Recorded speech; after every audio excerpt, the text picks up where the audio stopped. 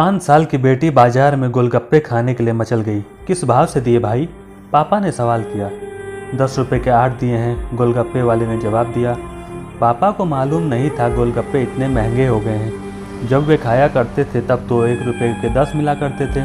पापा ने जेब में हाथ डाला, 15 रुपये बचे थे। बाकी रुपए घर की ज़रूरत का सामान लेने में खर्च हो गए थे।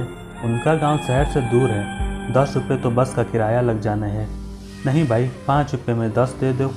ठीक है, वरना नहीं लेने। यह सुनकर बेटी ने मुंह फुला लिया। अरे अब चलो भी, नहीं लेने इतने महंगे। पापा के माथे पर लकीरें उभर आई।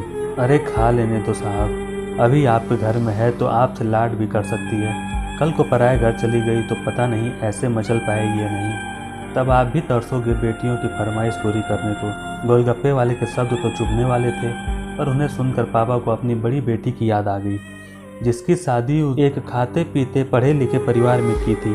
उन्होंने पहले साल से ही छोटी छोटी बातों पर सताना शुरू कर दिया था। 2 साल तक वह मुट्ठी भर भर के रुपए उनके मुंह में ठूंसता रहा, पर उनका पेट बढ़ता ही चला गया और अंत में एक दिन सीढ़ियों से गिरकर बेटी की मौत की खबर मायके पहुंची। आज ही छटपटाता है कि उसकी वह बेटी फिर से उसके पास लौट आए और वह चुन चुन कर उसकी सारी अधूरी इच्छाओं को पूरी कर दे। पर वह अच्छी तरह जानता है कि अब यह असंभव है। गोलगप्पे वाले ने आवाज़ दी, दे दूं क्या बाबूजी? पापा की तंद्रा टूटी। रुको भाई 2 मिनट। पापा पास ही पंसारी की दुकान थी, उस पर गए जहाँ से ज़रूरत का सामान खरीदा था। खरीदी गई 5 किलो चीनी में से 1 किलो चीनी वापस की तो 40 रुपये जेब में बढ़ गए। फिर ठेले पर आकर पापा ने डबडबाती आंखें पूछते हुए कहा, अब खिला दे भाई, हाथ तीखा जरा कम डालना, मेरी बिटिया बहुत नाजुक है।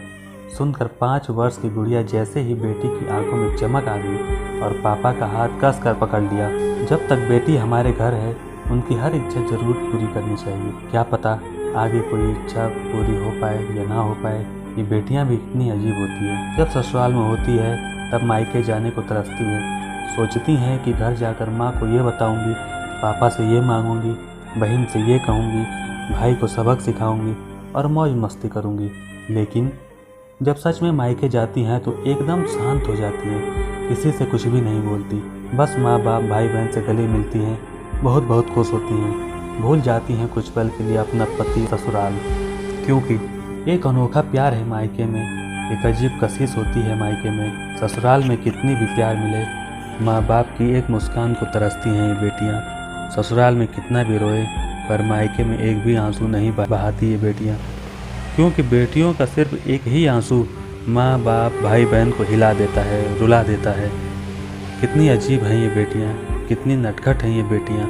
भगवान की अनमोल देन है ये बेटियाँ। हो सके तो बेटियों को बहुत प्यार दें, उन्हें कभी ना रुलाएं, क्योंकि ये अनमोल बेटी तो परिवार जोड़ती है, 2 रिश्तों को साथ लेकर चलती है, अपने मुस्कान से, अपने प्यार से।